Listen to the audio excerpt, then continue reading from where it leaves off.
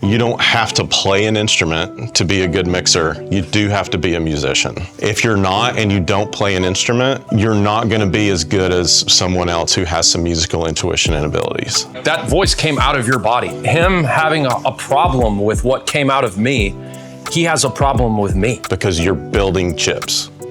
Because this conversation about you being a terrible singer, you're going to spend all of them. I am not my role as a worship leader. I am not, in the eyes of a Heavenly Father, as good as my last weekend set. But if I come to the microphone with that feeling, of course I'm going to be at an arm's length with a guy like Lee, because you don't know what I'm carrying. Lee and I were literally hanging out last night, and he was asking about my breakout today. I said, man, really, content-wise, I'm going to do the same thing I did yesterday.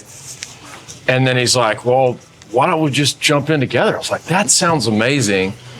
Because, knowing that, this is going to feel off the cuff because literally decided to do it yesterday. But I do think it's worth jumping off the cuff to talk about a relationship, production, and worship that in some contexts, unfortunately, a lot of contexts tend to be production versus worship or worship versus production.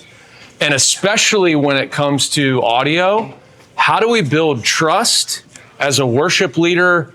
You got to know, like, one of the most, if you're on a production team, if you're stewarding audio in your services on a weekend, the idea that I am taking this instrument that God gave me that is also, by the way, a part of me, and I'm taking this creative thing and I'm putting into a microphone that at the second I sing it, the intention leaves my body, I trust it in somebody, and I have zero control. That's a scary thing. And that's what we're working in these relationships. And I think naming that for what it is, and then trying to reverse engineer healthy relationships that make that amazing, where there is a high bar of trust, that I know I can sing something, intend for something to feel a way in a room to point people to Jesus, and know that the second I let it out, the intention will be translated. And what happens when we don't have competency on either side of the relationship? How do we build some of that? So I think to that end, I think we just hop in on that. Sure. Why, like, if this doesn't have to be a Q&A between Lee and Chris, but I just think, like, we're playing ping pong here. Okay. I think why has there historically been this production war versus worship, vice versa? Yeah. What's behind some of that? How do we break it? I think, what happens on stage is generally put into the art bucket. Mm-hmm. What happens in the booth is generally put in the technical bucket. Right. Which as a creative, you tend to feel the technical detail is going to squelch the creativity, when actually maybe it is the fuel. Yeah, because you probably feel like, don't tell me what the gear can't do. But what if God leads us in a different directions and I want to change the course of the song and I get to decide it last minute and I don't tell you, but then I'm mad because the lyrics weren't on the screen. Yeah. Yeah, got it. Anybody heard that before? The Spirit told me to. He also gave you something called planning. Keep going, sorry. Like, something happens to a sound engineer or mixer when they walk behind the console. I do feel like the similarity would be the weight you feel behind the microphone to pastor these people in worship. That's a spiritual mantle, and it has a heaviness that I don't believe anyone else can understand unless they have been given that. Mm-hmm. Okay? I think that's a very, very important thing to be aware of. However, related, very loosely, third cousins maybe. Twice removed. You walk up behind the console and something happens where you're also now exposing yourself to hundreds, dozens, thousands of people seeing how good you are at something. Mm. So you know what I'm saying? Like, yours has a eternal weight to it. This one has, let me just still expose my insecurities. And I can make them as loud as I want. Yeah. Yeah. Yeah. So I've been asked to be here because of how good I am at something. Technical people generally, I have to be careful. Just forgive me if I say something dumb. How about that? There's a blanket. We can edit it out. Yeah. It never happened. What I'm really getting to, I'll just fast forward, like the identity of the mixer gets wrapped up in the execution and the skill. Okay. That's really what's happening. That causes, I think, tension to happen because you have goals. Mm-hmm. You also have your own insecurities. You have your own fears. I have the exact same, and they're represented differently. Mm. And maybe we aren't going towards the same target yet. Yep. Maybe I've got my own. I'm going down this road.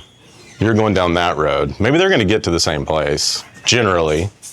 But unless we're on the same road and can trust each other and know, I know he's bringing in his own fears and insecurities. I've certainly got mine. We choose to trust each other. We choose to think the best. We're on the same team. Let's go. Mm-hmm. I think that's where we got to try and get to. Yeah, we all know the definition of insanity, right? Is doing the same thing over and over again, expecting a different result. And so I said this yesterday, and I think to this end, there are a lot of similarities in this tension. It's really at the core of it an identity issue. You know, I'm speaking on behalf of from a front of house engineer. That, you know, depending on the structure, it's like, hey, this person on stage is trusting me to do this thing, and quite frankly has no perspective of how it's really going, but is giving me feedback as to how he wants it or she wants it different, but they're not actually in my seat experiencing it. You're living in your feelings up there, and there are some very facts and figures about what I have to do sonically or the limitations I have. But at the core of it, it's like, I don't trust, if I let what I do on a stage, and I'm just speaking, hopefully this is a Holy Spirit moment for some of you in the room. I know it had to be for myself, and I have to often remind and preach to myself this very fact, but I am not my role as a worship leader. I am not, in the eyes of a Heavenly Father, as good as my last weekend set. But if I come to the microphone with that feeling, of course I'm going to be at an arm's length with a guy like Lee, because you don't know what I'm carrying. And I really have a hard time letting my personhood, my identity, into the hands of somebody else that is having their own identity crisis. Do you see what I'm saying? But the second I can divorce myself from what I do and who I am, the faster we can have a relationship. And the same is true on that side of the table. Yes. Like if somebody's hearing this and they're like, dude, that is exactly the war that I'm in with my team as a worship leader, or I wish my worship leader was here to hear, and you're the production guy or girl or front of house engineer, how do we build the road back together? Like, where would you start if there's some brokenness in trust, relationship, identity? Two things. So I'd work on the relationship and poker. And the poker chips thing is, you have to be able to reach into your pocket and get a chip out to use it. If there's relational equity. If there's none there, then you're filing bankruptcy. So do I build relational equity or chips in the pocket by sending you a passive aggressive text and all the things that you need to change? No. First, or you start it with things that have nothing to do with the task at hand. It's literally just, where are you from? What's your wife's name? How old are your kids? Oh, that's cool. I've got an 8-year-old too. Where does he go to school? Oh, they played each other in basketball. They're both on the basketball team? Dude, I had no idea. We were probably in the same. Your butt, actually. Yeah, right. I'm just kidding. So that's green room stuff. That's coffee shop stuff. That's Monday through Friday stuff. That's where you have to start. The other part of the poker chips is you have to be good at your job. You have to build chips based on execution and skill. And both people in a relationship need to be great at their job. They do, but I would submit to you that I don't need you to be good at your job for me to be good at mine. and I'm not going to be upset at you for not being good Why? at 'Cause yours. you have auto-tune? What do you need to tell me? Who's married? This is like marriage, right? It's yeah. like, Yep. well, she doesn't do this for me, and I don't do, and it's, you sacrifice for each other regardless of what the other person is or is not doing. And I think it's the same with audio and a musician relationship. It's like, if you don't know how to freaking play guitar, I'm not going to be toxic about the way I talk about you playing guitar, even to myself. I'm not going to do that because I'm bringing my best no matter what. So I think that can go both ways too. Like worship leaders thinking about like, well, the guy we got back there is just freaking trash anyway, Yep. Like I was talking to a church yesterday and I told him straight up, like, you got to fire him. Name it. Give us receipts. Yeah, he's got to go. No, I'm just kidding. Yeah, it was Craig Rochelle. Fire the senior pastor. Now I'm distracted. No, it's fine. I think to that end, this is just, you don't have to take notes, but I think if you start here in any relationship, 9 times out of 10, you're going to end up in a great place. And that's asking yourself one of two questions. Typically, the relationship is breaking down for one of two reasons. It's either I'm trying to get Lee to own something that is only my responsibility to carry, or I'm passing off a responsibility that is mine to carry on to Lee's that is not his at all. And so your relationships are breaking down that. So to even that point, like, hey, I don't even need you to be excellent at your craft as if it's like a get out of jail free card for me to not continue to excel and grow in mine. Right. That's a good way to say it. Like you've got to recognize what is your responsibility to carry and what isn't. Me getting better isn't his. He can be honest about that, and we'll talk more about how to have those hard conversations on the path. But I think that the onset of the relationship becoming or heading on a path of health is at the core of it saying, what can I control and what is out of my control, and making sure we're putting everything into. I would pose to you, I do think you talked about it a little bit yesterday, but the source has got to be great. We all have heard this is probably not an endearing phrase, but I'm just going to say it. We've all heard the phrase polishing a turd. Right? At the core of it, like the foundation, the tone of the drum, my vocal tone, my pitch control, my mic technique, my dynamics, my breath and tone mixture, like all those things are very technical, but he can't make a subpar vocal sound. At least I would argue in a live environment. Some people can do some magic in a studio, but in a live environment, there is a threshold of like barrier of entry of like, I can only make it so good based on what you're giving me from the source. Would you agree? Yeah, absolutely. So how do you have those conversations? Say I'm on a stage, I'm a young worship leader. You're in that conundrum of I'm owning the things that only I can own. I'm getting great at my craft. I'm being teachable. I'm not connecting my identity to how this thing sounds. But we do have a source problem on stage. And it's your voice. And it's my voice. Okay. Go for it. Okay. I'm going to make sure that the first time I don't have one of these conversations is about it. Write that down. That is great. The very first conversation you have with the worship pastor, worship leader, musician. Hey man, I know we haven't talked in 6 months. Yeah, I know we haven't talked in 6 months. The first thing I want you to say is, what can I do to make your job easier? That's exactly what I want you to say. And then do that. And even if it's a 3-month task, do nothing but that and make their job easier, because you're building chips. Because this conversation about you being a terrible singer, you're going to spend all of them. Okay, now, I don't care how well you navigate this. You're spending a crap ton of them on this one. Okay. Would we? Any vocalists in the room? You understand, right? Like that voice came out of your body. Him having a problem with what came out of me. He has a problem with me.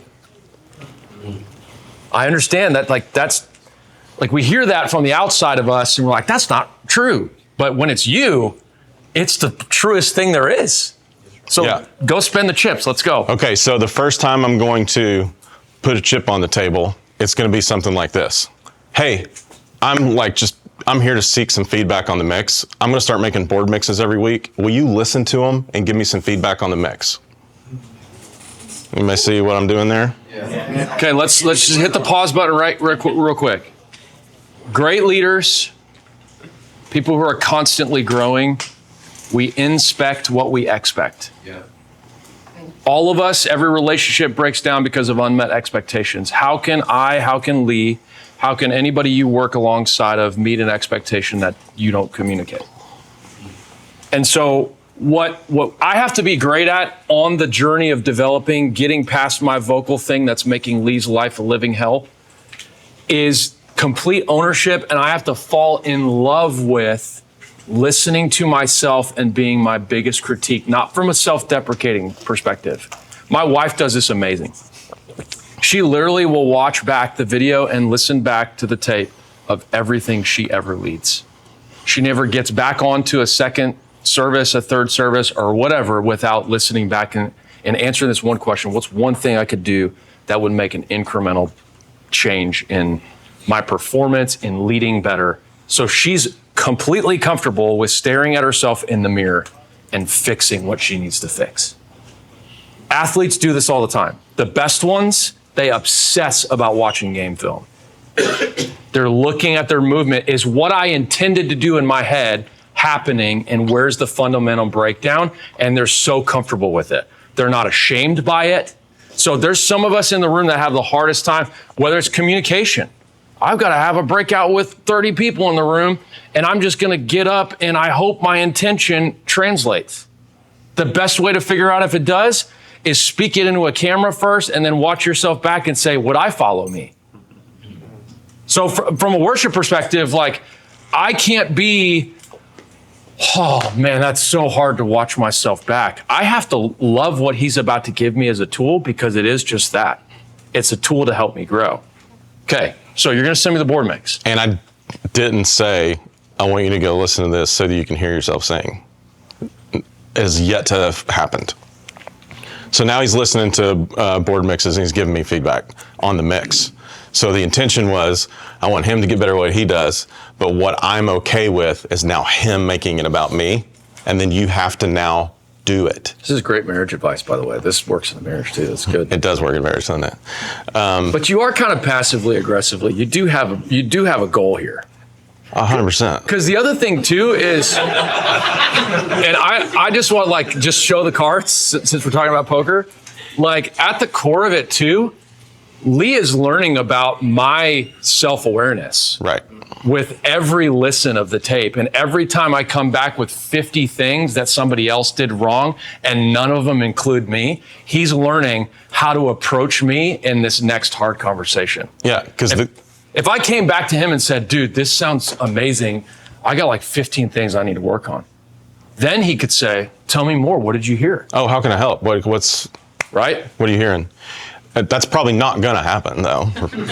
No, because I got 50 things that you need to be doing better. That's what's going to happen, okay? So then you're going to go through a few months of that. And then the next thing, we're just going to pretend all these are like, I'm gradually moving up the stairs of going all in on the poker chips. Yep. So the goal is, I'm never actually going to say you're a bad singer. I'm never going to say those words. You just Jedi mind tricked me. Yeah. So the next thing I'm going to do is, hey, at rehearsal this week, I got an idea I want to run by you. You know how sometimes we struggle, like background vocals not being able to hear each other, like they're having problems with their mixes? I think some of that is some microphone technique. And if I could spend 10 minutes with the team talking about mic technique, I think it would help everybody. I love that idea. You don't think we should sing like this far from our mic? Why not? No. Because I want to make sure those board tapes that you're listening to, that you're actually on the microphone the way it should be.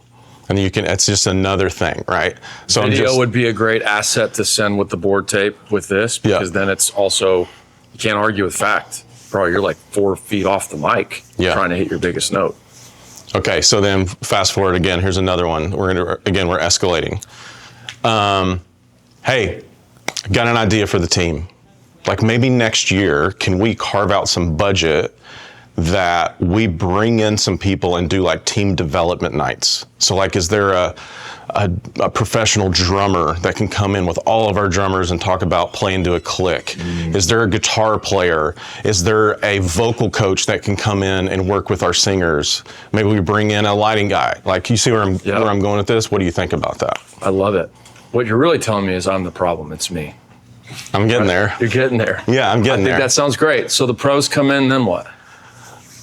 Then they tell you that your pitch is bad. I mean, So what Lee is advocating for is abdicating the responsibility of delivering the hard news to somebody else who's a pro. Yeah, That's not dumb. It's pretty smart. It's not. I do think, like, when there's certain things that you say to someone you can't take back, okay? And talking to someone about their voice, not one time have I had that conversation and they've been like happy about it, right? It's just not gonna happen. It's hard to hear. It would be like, it's worse than getting critiqued about a golf swing or like whatever, because you were born with this. Like, there's literally nothing you can do about it. Yep. And you're telling me that what I feel is a spiritual calling on my life to pastor people is bad?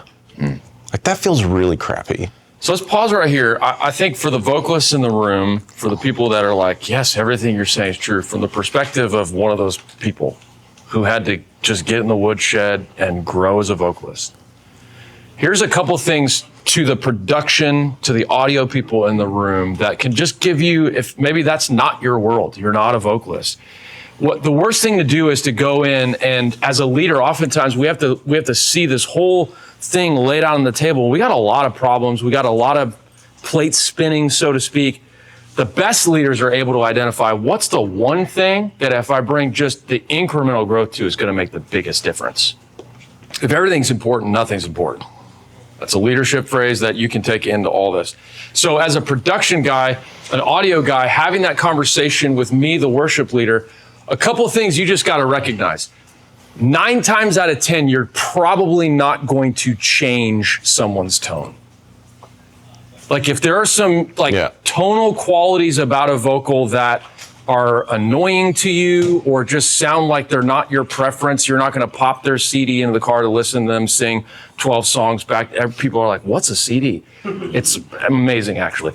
So we use them as coasters now. So you have to understand, like, probably starting with a baseline of somebody's tone may not be a thing that you're going to fix or change in the long run. There are some subtle things where a person is singing from. Are they taking shallow breaths or singing from their diaphragm? They have a lot of nasal pharyngeal kind of blend is off, or they're too breathy, not enough tone to breath ratio. Like, there's a ton of nerdy stuff there. You can tweak that, but overall, the characteristic of the voice is the characteristic of the voice. That is literally attached to the person.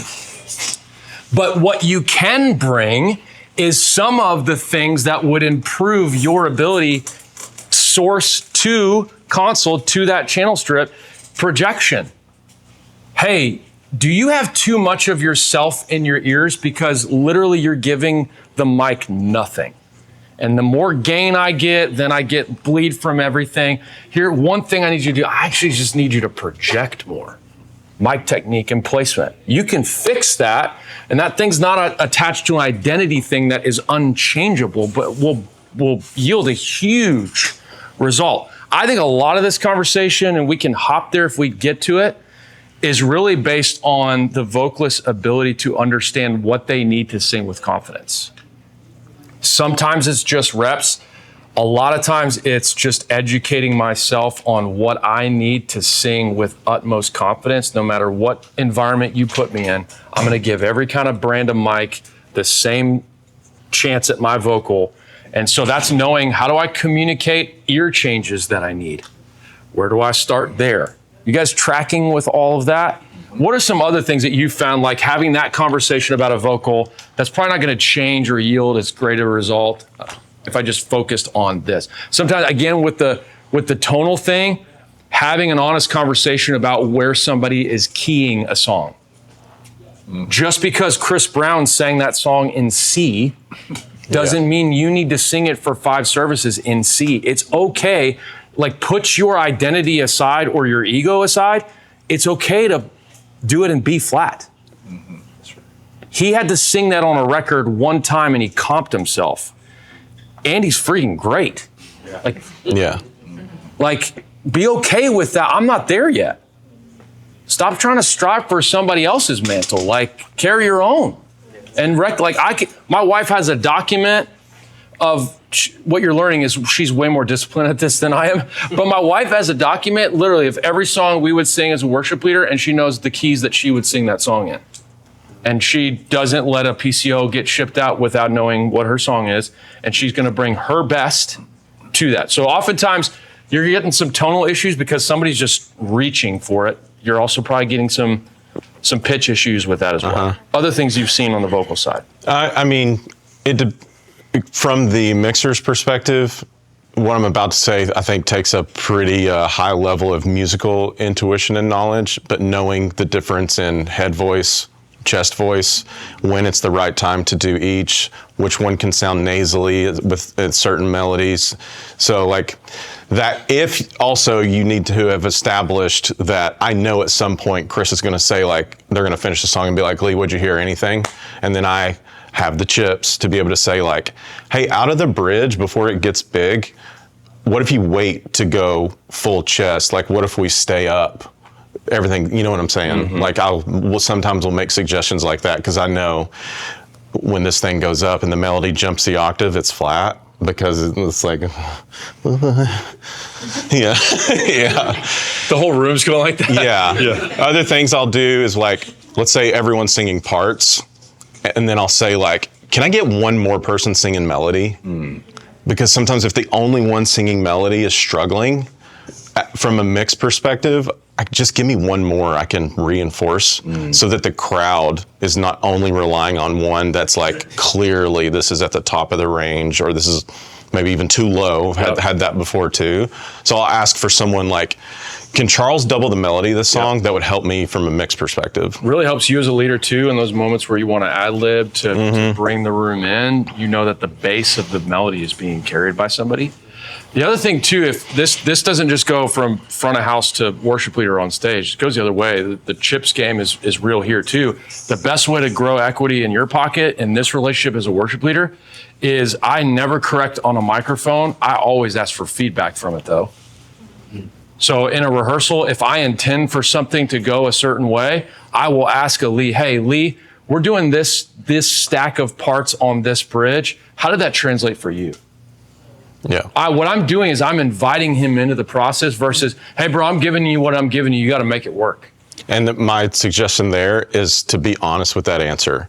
And that doesn't mean the only options are sounded good or sounded bad. I say often, I don't know. I wasn't paying attention. I was doing something else in that time, so I can't give you an answer.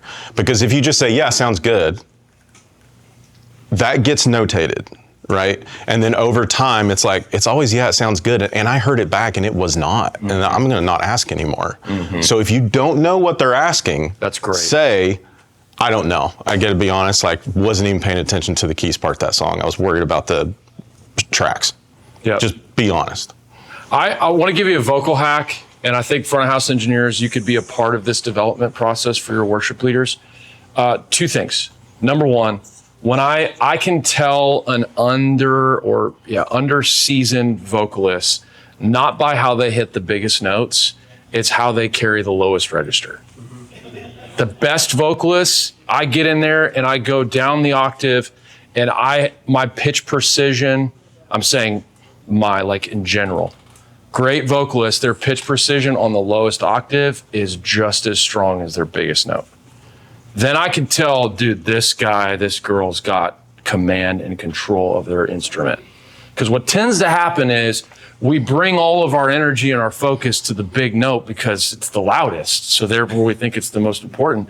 But in our style of singing, like, how great the chasm that lay, like a lot of stuff is living right there. But that's not the sexiest, biggest note of the song. No, but for me, as an attendee of church, I'm like, I can sing that.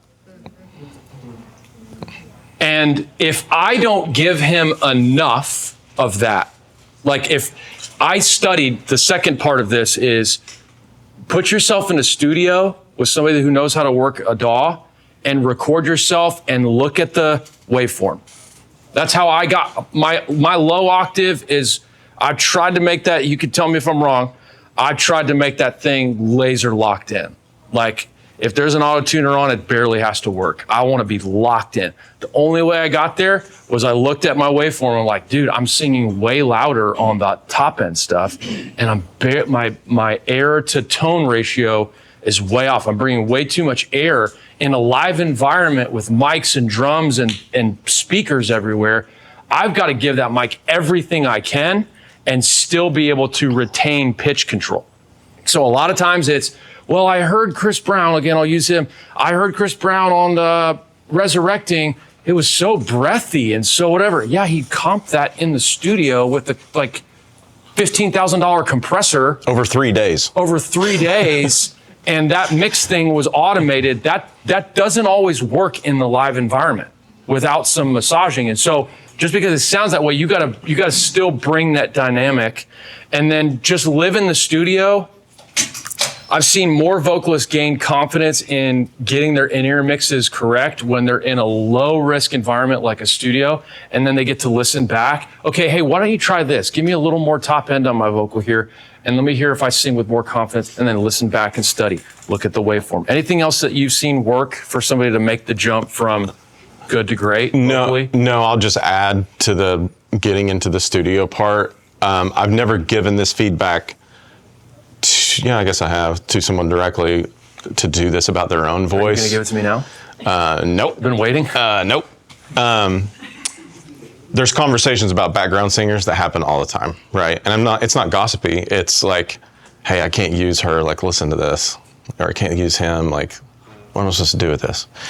And it can't stop there. There has to be, then what's the plan to help them improve their skill or make them aware they're on the wrong team?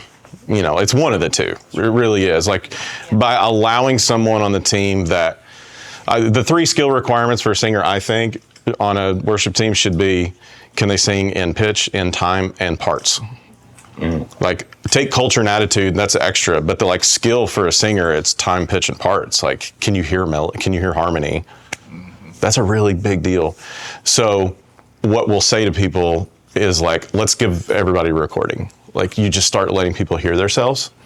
And then the action step is, do you have a way to record yourself?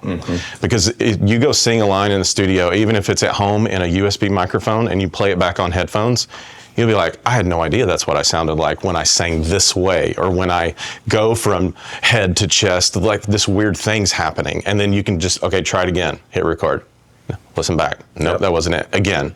Then you can do 30, 40 reps in an hour. That's how you actually get better. Muscle memory is the name of the game. Yeah. And I, like back in the day, again, some of the kids in the room won't understand this, but we used to have like one shared monitor mix on a wedge, and it sounded like Dookie. And I had to literally get to a place to where I listened back to the tape and I can feel when I'm off. I don't have to hear if I'm off. You can feel it. I feel like I know I literally nailed that pitch. I'm ready to go, just based on a feeling. That just comes by reps and doing. Muscle memory is really important in this game, because you're not always going to have the best ideal mix. Energy is going to be off. You're going to have sinus issues. Like, I can just know where I'm at, and I just know my instrument that way. That's really important. Okay, we've said a lot about this. I want to hop in just a moment of Q&A since we have you here. But let's talk real quick. How many of you are in a situation where the style or the songs you're doing today, long-term, you don't know if you're going to be in that style 5 years from now, 4 years from now? You're trying to make a holistic sonic change to where you are. One, anybody else? Okay, maybe. For a lot of us, this probably, especially when we talk about volunteers, you know, whatever the Lord wants to do, sometimes you have team members leave, you're onboarding a lot of new people. I've had to go through this a lot. Like, when I got to Lake Point, sonically, our weekends did not sound the way I wanted them to sound. From a broadcast perspective, in the room perspective. Again, like the leader, you see the lay of all the problems. What's the most important thing right now to fix? For me, it was, okay, I need to look at this team of players. This is a hack you can use. What behavior changes would you make if you saw the team that you had as not just individual instrumentalists, but what if you were a band?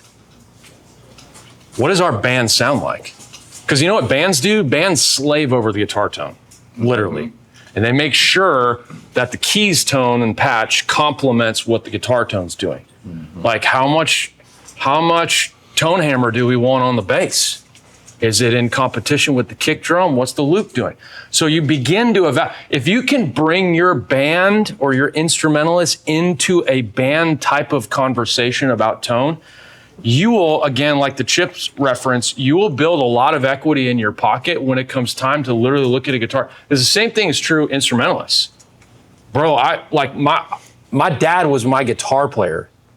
I signed a record deal. I was 22. My dad was coming on showcases with me. My dad, to this day, is one of the best guitar players I've ever met. I got to meet a lot. But there was a conversation I had to have with my dad. Hey, I need way more reverb and dotted eighth delays than big Eddie Van Halen power chords. I need you to come with that little thing on Salvation Is Here. I need you to play that guitar part just like that. I had to tell my dad that. But I had to bring my dad along into that conversation. We had to have conversations like a band. And so there's some of you that are having to have some of these conversations. Somebody comes to the audition with a pedal board that you know is not going to achieve the sonic you're going for. How do you have the conversation? And so I think this relationship too is really important as you talk about transitioning even to sonic styles. Again, from the Lake Point perspective, I had to break us from everybody's doing every part of the song vocally to, hey, listen, here's what we're transitioning. We're moving from people watching us sing to participating. There's going to be things I need from all of us that help us achieve that goal. One of those things is for the layman in the room, when they hear a bunch of harmonies, they just want to watch and listen. They don't feel like they can participate because I can't do that. So I need the melody going to be the bass line throughout the majority of the song.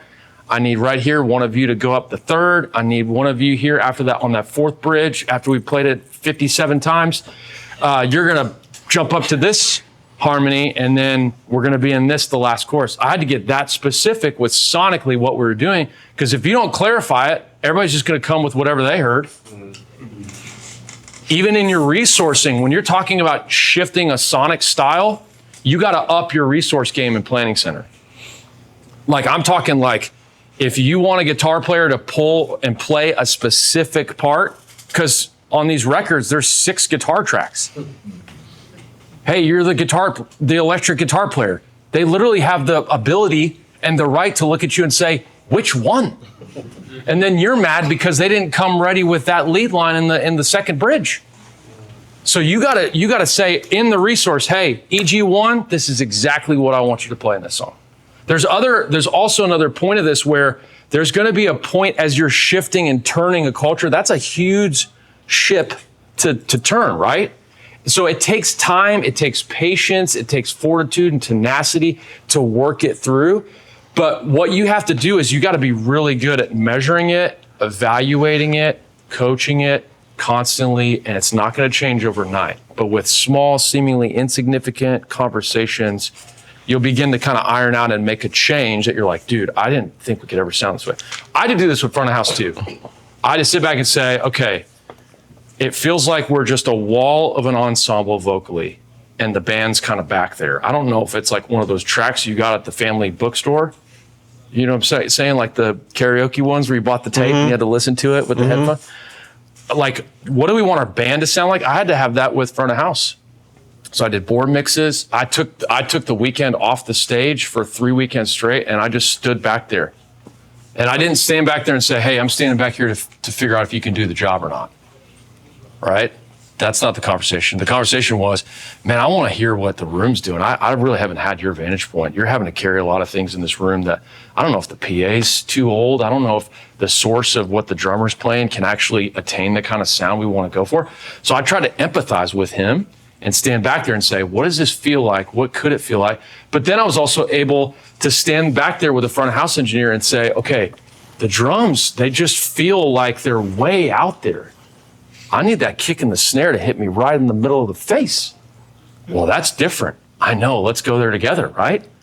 But you can't do that from oftentimes a board tape. No. And you can't do that by just sending an email or a passive aggressive text. hey, I want our live mixes to sound like this. You can't even do that with send a YouTube video of a mix. You can't do it. So talk about that sonic change. I want to submit to you that if you're not doing what he's talking about by painting a unified target and saying, here's where we're all going, and I want this to be different, I want this to be specific, here's what you're doing then. You're serving dessert to your church, and you've invited everyone on your team into the kitchen to cook something, and they all get to bring whatever ingredient they want, and they don't know what they're cooking, and you're gonna put it all in a pot, put it in the oven, bake it, and start slicing it and handing it out. It's disgusting. It's like really what it is. Middle school youth group game. The shift then is, we're gonna make tiramisu. Why did everybody bring salt? Right. It was the cheapest, man. The shift then is, we're gonna make tiramisu. You're gonna bring the espresso, you're gonna bring the ladyfingers, you're gonna bring the custard, you're gonna bring the flour, you're gonna bring the cream, you're gonna bring the pan. Here's the oven. It's gonna be at this temperature. You're gonna set the timer. That's the difference. Yep. The sonic shift at From House, it's just like telling your guitar player we're going from 5150 half stack and a Frankenstein guitar. Yep. We're switching to a British tube combo and some reverb pedals. Yep. The same thing has happened now with the way we mix. You know, it's not, I'm bringing my own thing to the console. I tell people often, I stole this from Scott Ragsdale. You don't have to play an instrument to be a good mixer. You do have to be a musician. You do. If you're not and you don't play an instrument, I'm sorry, you're not gonna be as good as someone else who has some musical intuition and abilities. So I think just as a leader of a team, whether you're a worship leader, a creative pastor, if you have people on your team that like, they don't do music at all and they're just there, then that's fine. Just leave the bar at the appropriate place, if that makes sense. Like executing things on time and being technically proficient, awesome, then we can do that. But when you start talking about what I'm bringing to the console as a potential worship leader equal to what's happening on stage with the team and what I can bring in helping feel the room and navigate the feeling of the room. And I'm looking at these guys over here and I'm like, we're gonna try and get those hands out of his pocket this weekend. You know, that's the kind of stuff we're all thinking about. And then how we do that on the faders with SPL level and volume and reverb and being emotive and painting a picture and a feeling, all has to align with, here's where we're going, here's what we want it to sound like. To do that, the tools do have to be correct. The ingredients have to be right. Acoustics in the room. Speakers are pointed at the right place. Everything's in proper working order. It doesn't mean you need a $250,000 Digico desk. You can use a $3,000 Allen & Heath SQ5 and some speakers on a stick. Awesome. We could do amazing things with what's in there right now. We could also do amazing things with whatever, something you find in Hollywood, you know. Mm-hmm. Yeah, I think a lot of this too, from a pastoral perspective, is separating the task or the role and the function from the human. And then also not forsaking the fact that you are talking to a person with real feelings. Yeah. And so understanding that reality will help you a lot in conversations when typically cultures break down when the statement is, well, we've always done it that way. It's your job as a leader to not skip past that. That's real. Because transition, the weight of transition for anybody, there is a season of mourning, what once was. And oftentimes there's pastors with worship teams that try to come in and just say, I'm the new dog in town, and I don't care how you've been doing it for 30 years, we're going somewhere. That's leadership, but not a good kind of leadership. Leadership recognizes, just like using the analogy yesterday, today, if I wanted to go to a restaurant, the best path to my destination has to begin with a clear understanding of where I'm starting from. Your phone ever picked you up in like the wrong location and then telling you to make a right turn that isn't there? It's a headache. That's you as a leader coming in and not recognizing where people are starting from and then saying, this is a progression to get to our destination.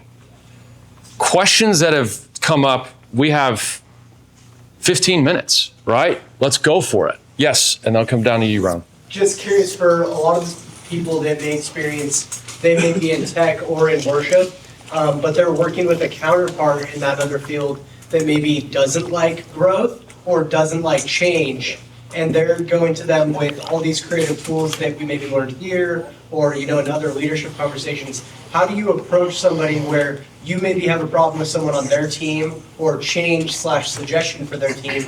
Do you want to go through them, and work on that first, or do you want to get permission to skip them and go straight to that? How would you navigate kind of that relationship of maybe earning trust, but then also do you waste time on that to then go there? Just unpack that. Like go over their head? Yeah, well, say, hey, I would love to give some feedback to the guitarist, right? Or do you work on that relationship got it. first and respect that funnel of like everything goes through them because it's in their team? Yeah, if I'm the worship pastor and Lee's got a problem with a vocalist on my team, I think he's probably got to come to me first, have that conversation. I think interpersonally, depending on the structure of worship and production on your church, I think the same is true in that relationship as well. Oftentimes, like there may be somebody, I may be as the worship leader resistant to some of the feedback he's giving me. He needs to continually come to me and give me a chance to own up to that and to own the things that we've agreed to that I'm not following up on. But then there also needs to be an understanding too, is that oftentimes this vision isn't just living here. We've got a senior leader who's asking for a vision change.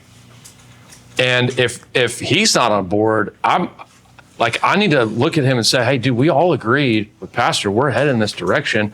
The other big thing about like huge swings like this is do not just say hypothetically, I'd love to change this about our culture, and then have this like unspoken date. What are we going to do by when? In the next 3 months, like I put time markers. I want our drums to sound at this level recorded off the console by this date. And I know we've got to put them in the cage based on the acoustics of our room. I know we need to make a decision on what kind of snare we're going to buy. That's the other thing too. Like if instrumentals are holding on to, well, I always have to play humbuckers on my guitar. Hey, I understand there's some ways you've been doing it, but when you're on this team, we got some really clear standards and expectations. We use this head. We only use these cymbals. Like that's an okay conversation to have. Does the church have to buy some of that stuff to have that conversation? Maybe in some instances I've seen that happen, but oftentimes if you just bring somebody along to that shift, they'll make it with you. Yeah. My favorite people are the guys that like, we have a conversation about a dream and they came back and their pedal board is completely repatched and they got new stuff to make that sound happen. Right. Like that's the ideal thing. I think to your question, go to the person, have that conversation, and then make sure that you're really clear. We're going to make what change by when and what's going to happen if we don't. And if you find you go to a leader of a team and say like, hey, I'm really feeling this. I think this should be different. We should be pushing forward. And they're like, we're good, man. Like that can be frustrating. I personally found, maybe it's just like getting older, I sleep a lot better at night, stop worrying about what I can't control. I just like, I was on staff at a big church. I was so mad that they were on like a Microsoft Exchange system and not like Google. And I had nothing to do with the department. And I'm convinced that year of my life, it was like a third of my stress. I'm like, how dumb is that? Yep. Like to the other side though too, if you're on that side of the conversation, and you know this as a leader, but sometimes we fail to remember it when it's not us. There's probably a lot of other things at play in the team that I'm trying to lead that he has no idea about. Right. So sometimes it needs to be, you give him the ability to know about that. Hey, I understand what you're saying. I totally agree. Let me walk you through a couple other conversations I'm having that I think I need to have those first before I get to that. That will help him. And I go, oh, that makes a ton of sense. But sometimes we just want to hold that and like, we feel defensive about what we're leading when it would just help him sleep better at night to know he can't control that. It's fine. It's not that big of a deal. And 5 other things, yeah, he's right. We can wait on that. I remember being like 22 on staff at a church, and they had a choir loft, and they wanted to start moving different direction. And I come in there just guns blazing. Throwing away the grand piano. Oh, yeah. Ripping choir loft out. And I made a comment about a lady on the worship team. And this was like a more traditional, like 6 people on wired mics, With the red, the worship blue, leader from yellow. the piano. Yeah. And I made a comment about this lady on the team. And I'm like, what are we doing? She's gonna die. She's so old. What? Somebody else could take that spot. You see how I got farther away from him? So if the lightning hits, yeah, it's not going to. And I said it to one of the other staff pastors, and they were like, let me tell you about her. And then I got this unbelievable story about their family and the generations and helping build the church. And, and I was just like, the conviction settled in. That's we're not here to build a church of high performance. Amen. We're here to build a great community of worshipers. Wow. It's that looks more like heaven, sounds more like heaven. Yeah. Not our preferences. Do preferences sometimes have to die on great teams? Yes. Everybody has to give up something. That's a great story. Ryland, you had your hand up. Yeah. So looking for some practical tips and advice. One of our core values as a staff is that we develop owners and not renters. Okay. But I struggle a little bit with AVL implementation, even with my band, even some of the things we talked about I have a certain preference or a vision, and how can I practically give some creative autonomy to people and or have ownership over areas. Yep. It's all volunteer. Yep. So, but still keep the level of excellence where I like it. Yep. So any practical... My old pastor, Pastor Josh, uses this phrase in leadership, 2 heads makes a freak, right? Oftentimes the sentiment, I've used this before, employee versus owner. But if there's 15 owners, this thing's about to be chaos. Somebody's got to make a decision. Yeah. And you may not competency-wise want an underdeveloped or growing and developing leader to make the decision on what console you're going to buy, which, by the way, is a mortgage. You can't, but you want them to own the fact that they're going to use that thing. And so I think being really clear on decision-making roles, and then being really clear on, I forgot the other thing I was going to add. Anything you'd add to that? I had I'd like 10-80-10 on that. First 10% together, identify the problem, and then let's talk about the path in the middle where you're going to do the next 80%. Cool, go do the 80, and then the last 10% come back and let's refine. So the ownership is actually the problem and the solution. How we get there, let them own. But you're really setting guardrails, right? And then nothing gets out of hand. And then the other thing I would say to everybody is don't micromanage it, So if it's they want to wire this rack up and it's going to be Dante from this to this, great. But the way it got done, I wish they would have gone on the left side of the rack instead of the right side. Who cares? Yeah.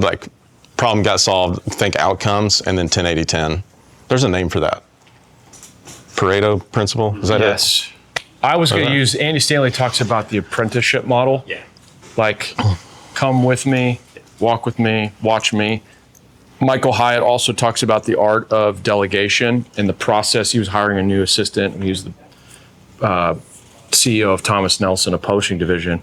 But he had a way he wanted his flights booked. But he wanted this new assistant to be an owner, but she had to understand the preference. And so there was a whole, what's the path by which I can finally say, okay, now you go own that thing, because I've walked you through the mentality that we need to make. As the head, as the leader, I do have a preference. There are some things, I don't care how you wire the rack, but there are some ways and some guiding principles to lead us.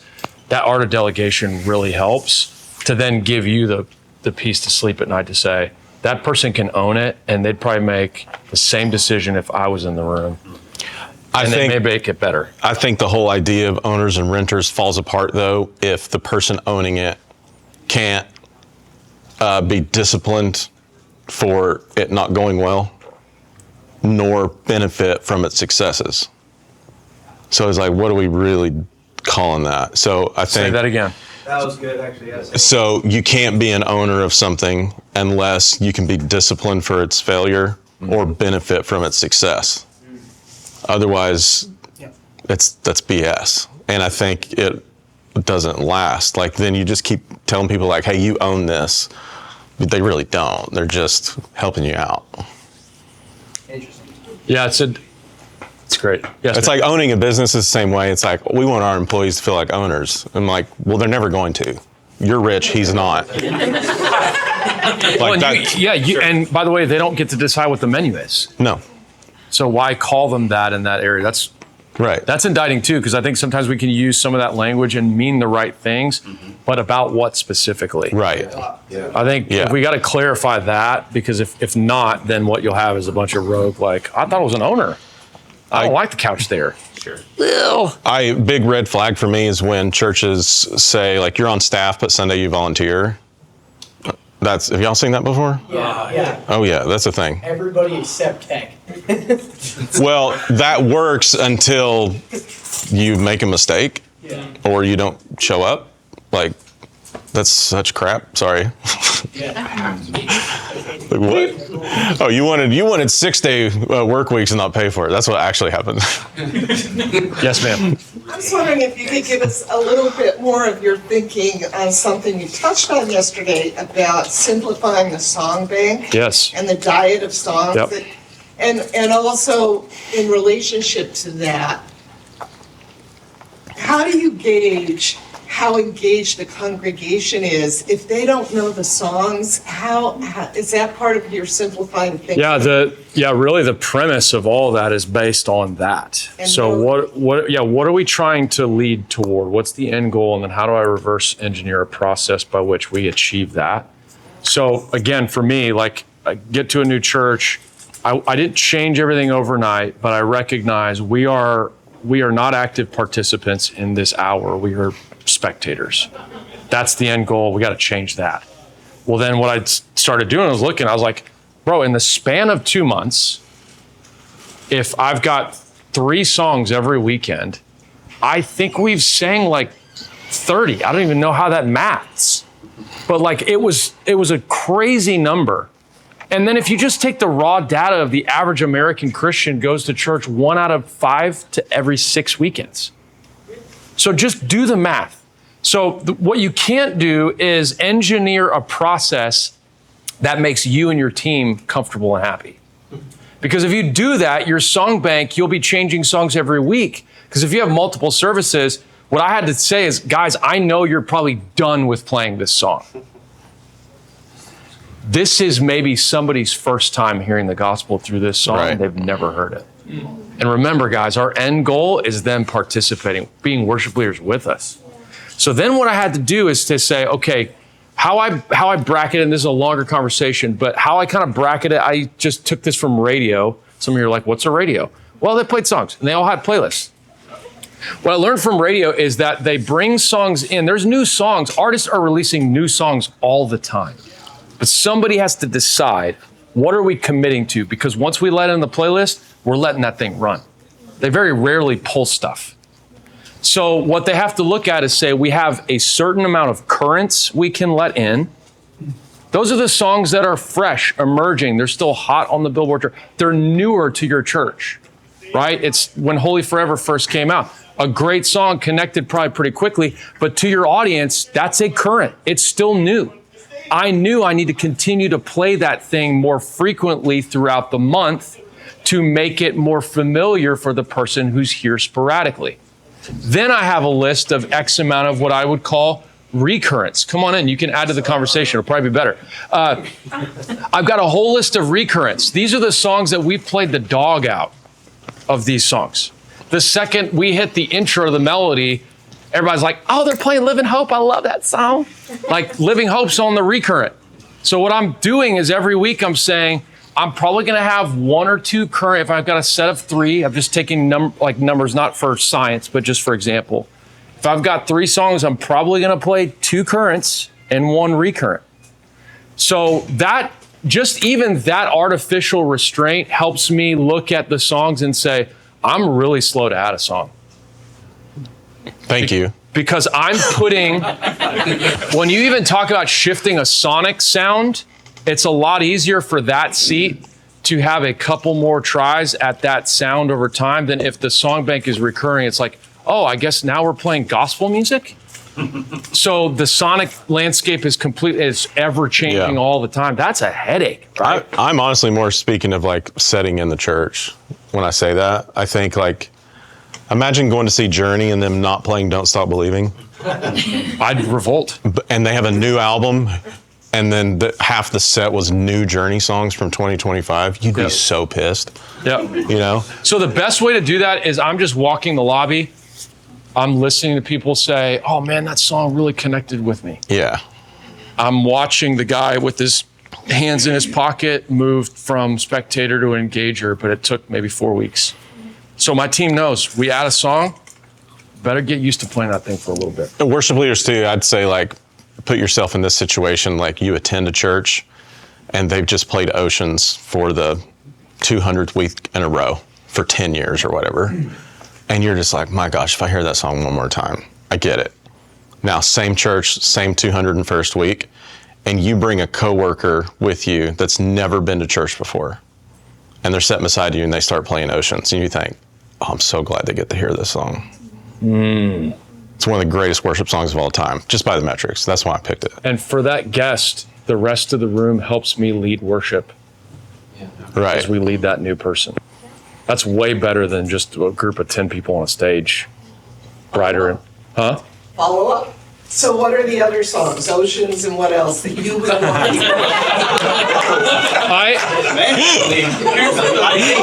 I just used it as he used it because he had to mix it every night.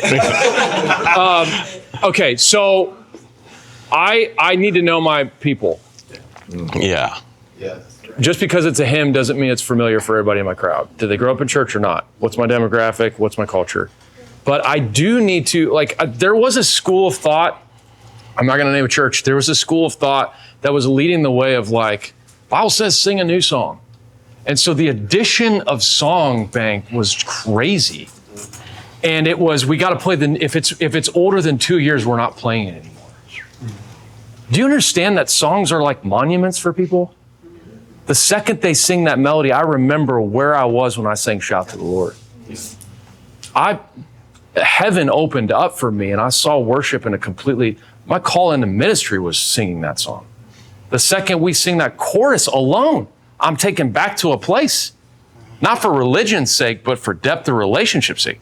So if I can do that in the course of a set and just throw in a chorus because I know my people, and I know that if I tag how great thou art to he has good plans for me or whatever, or the doxology or something like that, I know, but some context you're like, we played a hymn and nobody knew it. Yeah, because none of them grew up in church. So you have to know your people really, really well and then decide what's the diet I'm going to introduce into our songs. That's really what it is.